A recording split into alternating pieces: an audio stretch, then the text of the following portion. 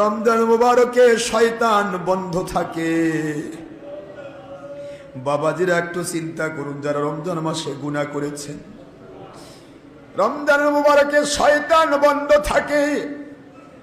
আমার আল্লাহ বলেন, শয়তান বন্ধ করে দিলাম তোমাদেরকে পরীক্ষা করার জন্য। অন্য মাসে গুনাহ যদি হয়ে যায়, কিয়ামতের দিন বান্দারা বলবে শয়তানের ওয়াসওয়াসায় করেছি। কিন্তু রমজান মাসে যে রোজা রাখলে না, কে তোমাকে বাধা দিল?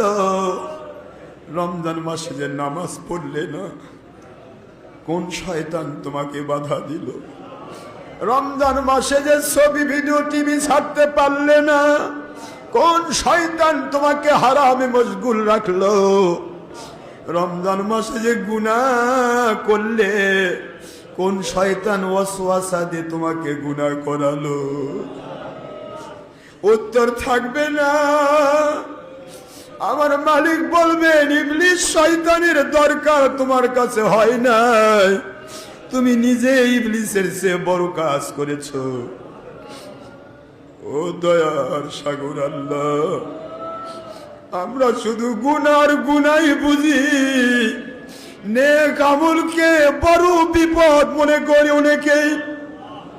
নেক আমল করতে গেলে বিরক্তি হয়, গুনার কাজে শুধু আনন্দ লাগে, আরাম লাগে। বোঝা যায় পরিপূর্ণ মহব্বত আপনার প্রতি আমাদের আসে না।